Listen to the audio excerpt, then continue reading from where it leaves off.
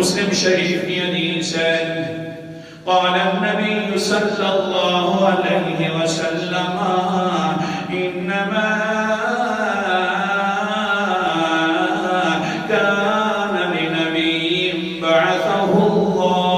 الله في امة قبله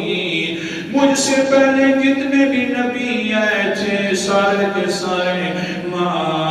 كان له من امة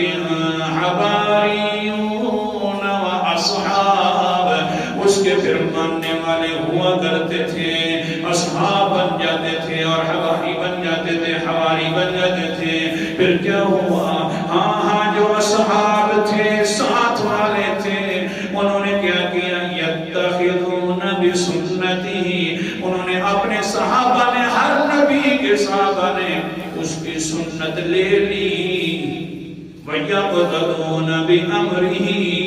اور وہ صحابہ اس نبی کے حکم کے اوپر بھی اپنا عقیدہ رکھ لیتے تھے اور ساتھ چل پڑتے تھے لیکن پھر کیا ہوا ثُمَّ إِنَّهَا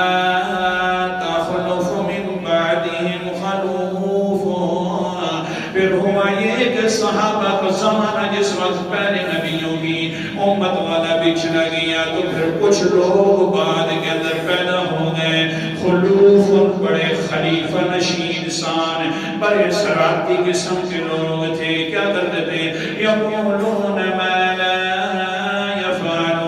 یفعلون وہ باتیں کرتے تھے جو خود نہیں کرتے تھے اور ساتھ ساتھ وَيَفْعَلُونَ مَا لَا يَأْمُرُونَ لوگوں کو وہ حکم دیا کرتے تھے اور خود بھی کرتے تھے جو خود آپ عمل کرنے والے نہیں ہوتے تھے پھر کیا ہوا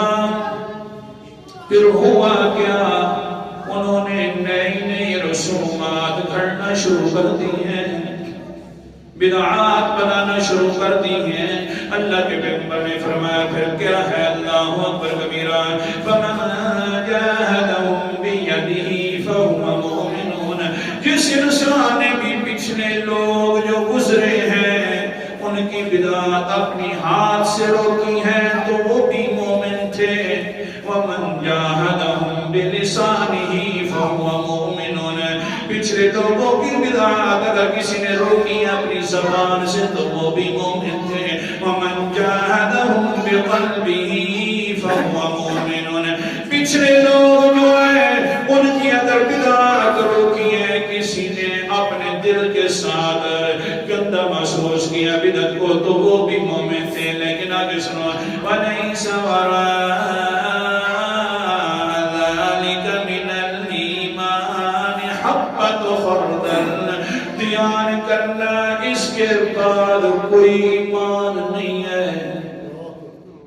نہ انسان زبان سے روکے نہ ہاتھ سے اور نہ انسان دل کے اندر بدعت کو گندہ محسوس کرے تو سن لو اس کے بعد ایمان کا درجہ بھی نہیں ہے ہاں ضروری ہے اگر کسی کے ہاتھ میں ہے تو ہاتھ سے روک دے